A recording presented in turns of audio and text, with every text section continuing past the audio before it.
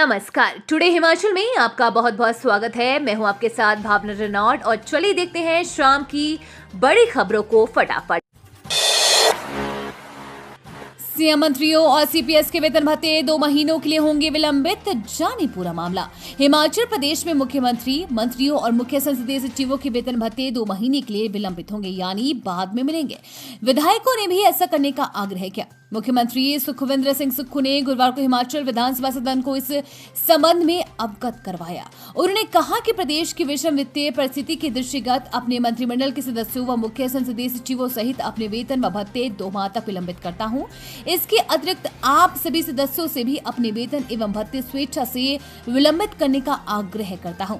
CM ने कहा कि प्रदेश की वित्तीय स्थिति ठीक नहीं है। इसके कई कारण हैं। राजस्व घाटा, अनुदान जो वर्ष 2023-24 में 8,058 करोड़ रुपए थी, इस वर्ष 1,800 करोड़ कम होकर 6,258 करोड़ रुपए हो गई है।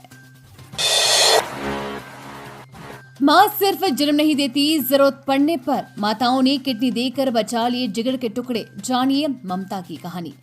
मां जन्म ही नहीं देती, जरूरत पड़ने पर जिगर के टुकड़ों को बचाने के लिए जान पर भी खेल जाती है। Doctor Rajendra Prasad medical college एवं अस्पताल कांगड़ा स्थित टांडा में 2 माताओं ने किडनी देकर जिगर के टुकड़ों की जान बचाई। Kidney transplant surgeon doctor Amit Sharma, nephrology विभाग के अध्यक्ष डॉक्टर अभिनव राणा ने अपनी टीम के साथ ऑपरेशन किया।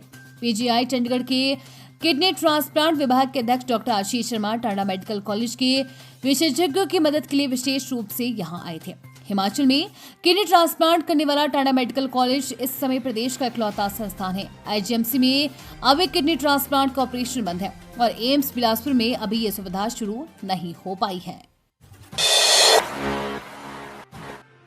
शिमला में वर्षा से कहर से धंस रही सड़कें, यातायात बंद, खतरे की जद में कई घर। मौके पर पहुंचे विक्रमादित्य सिंह।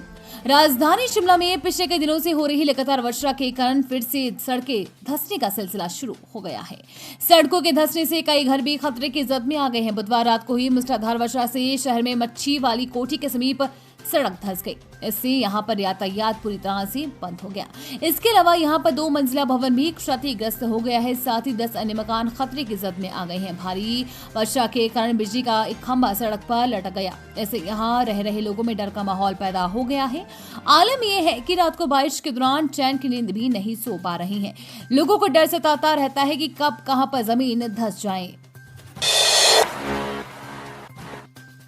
हिमाचल विधानसभा सीएम सुक्खू बोले, कार्यालयों का भार कम करने के लिए शिमला से कुछ विभागों को शिफ्ट करने पर विचार। मुख्यमंत्री सुखविंदर सिंह सुक्खू ने कहा कि राजधानी शिमला में कार्यालयों का भार कम करने के लिए कुछ विभागों को शिफ्ट करने पर विचार चल रहा है।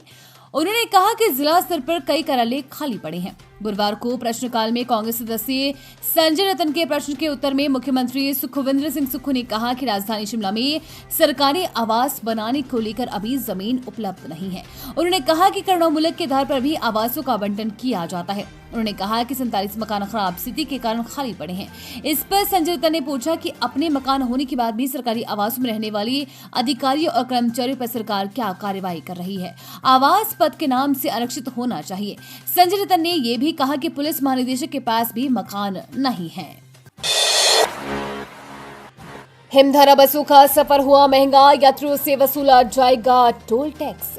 हिमाचल पथ परिवहन निगम की हिमधारा बसों में सफर महंगा हो गया है। यात्रियों को अब इन बसों में टोल टैक्स भी देना होगा। ये टैक्स ई टिकटिंग मशीनों के माध्यम से वसूलना शुरू कर दिया है।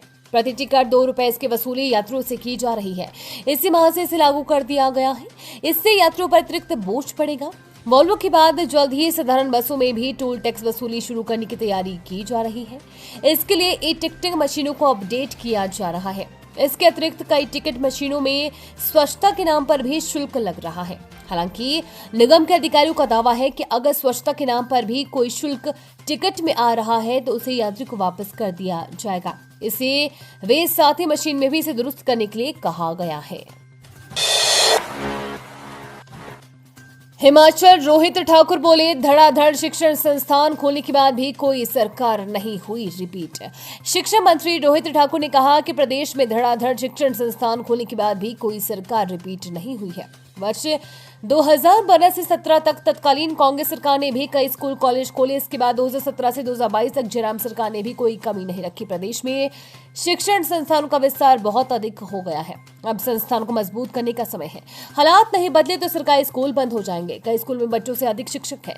नेशनल अचीवमेंट सर्वे में प्रदेश की रैंकिंग कम हुई है। कई रिपोर्ट में बताया गया है कि 8वीं कक्षा का बच्चा 3री कक्षा का पाठ भी सही तरीके से पढ़ नहीं पा रहा है। सीएम सुख बोले, 9 माह के भीतर पात्र विधवाओं को देंगे करुणामूलक आधार पर नौकरियां। मुख्यमंत्री सुखविंदर सिंह सुक्खू ने कहा कि 9 माह के भीतर पात्र युवा विधवाओं को करुणामूलक आधार पर नौकरियां दी जाएंगी। कांग्रेस सरकार के इस कार्यकाल में सभी लंबित आवेदन निपटाए जाएंगे। भर्ती नियमों में बदलाव कर रही हैं। द्वितीय और तृतीय श्रेणी में भी नौकरियां देने का विचार है। बुधवार को विधानसभा के मॉनसून सत्र के दूसरे दिन सदन में प्रश्नकाल के दौरान भाजपा के विधायक जनक राज ने करुणामूलक आधार पर नौकरियां नहीं देने और मिलने का मामला उठाया। उस पर सीएम सुक्खू ने कहा कि शिक्षा मंत्री रोहित ठाकुर की अध्यक्षता वाली कैबिनेट सब कमेटी 6 माह के भीतर रिपोर्ट जमा करवाएगी। सीएम ने कहा कि एक साल में 180 युवाओं को करुणामूलक नौकरियां दी गई हैं। पूर्व की भाजपा सरकार अपने कार्यकाल में 1435 नौकरियां नहीं दे सकी। उन्होंने कहा कि नई नीति के लिए विपक्ष के सदस्यों को भी सुझाव देना चाहिए। आवश्यकता पड़ी तो कमेटी में विपक्ष की ओर से भी सदस्य बनाए जाएंगे।